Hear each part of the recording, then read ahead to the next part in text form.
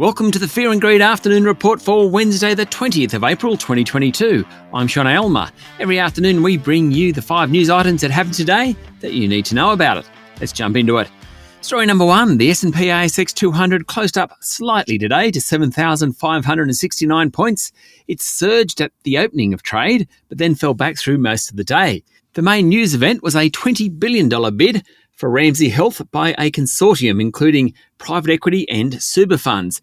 The bid triggered a 24% rise in Ramsay's share price. Among the large caps today, the iron ore miners underperformed. Rio Tinto was down 2.8% after disappointing investors with its production report. BHP was off 1.6%. Gold digger Newcrest dropped 1.1% and oil and gas giant Santos fell more than 1% as well, despite announcing a $250 million share buyback. The banks were mixed, and Goodman Group and Wesfarmers both rose more than 1.5%. The worst performers were wealth platform Hub24 and gold miner Regis Resources, which both lost more than 6%. Story number 2, media giant News Corp looks to be getting into Australian sports betting. The company has always had an interest in the gaming sector, and News is joining a consortium to launch an online wagering brand in Australia. The consortium includes Australian betting industry executive Matthew Tripp and a Las Vegas digital sports gambling investment firm, according to reports in news media outlets. While old media companies have struggled to grow revenue, gaming sites seem to have done very, very well. News will promote the new site via its media assets, including newspapers and websites, and via Foxtel and Kayo. Story number 3. AGL Energy has suffered an electrical fault today at its large Loy Yang A coal-fired power station. That station supplies about 30% of Victoria's electricity, and it could remain offline until August. That means it won't be operating in peak winter season. That sent the share price of AGL down nearly 7%, though it did recover somewhat. The outage adds to growing concerns about whether companies like AGL will keep repairing coal-fired generators, given the push to renewables.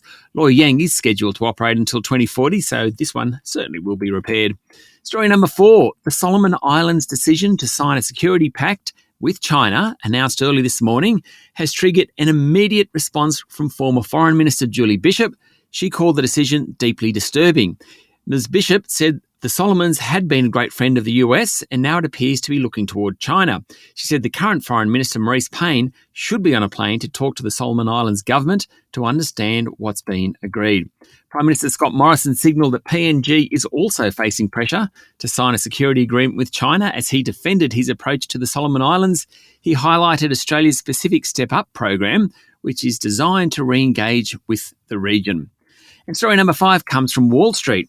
When bond yields rise in the US, equities tend to perform less well. But a pretty good March quarter earnings season has meant the major indices have performed really well, including a 2.2% rally on the Nasdaq this morning. In fact, all 3 main benchmarks had their best day in more than a month overnight. One exception, in terms of equities at least, is Netflix. The streaming service has hit a wall. It lost 200,000 customers in the first quarter of this year. And just staying on Wall Street for a moment, the New York Times is reporting that Elon Musk will invest up to $15 billion of his own money to take Twitter private. That means he needs partners to stump up the remaining $28 billion. That's it for the afternoon report for Wednesday, the 20th of April 2022. Michael Thompson and I will be back tomorrow morning for the Thursday edition of Fear and Greed. I'm Sean Aylmer. Enjoy your evening.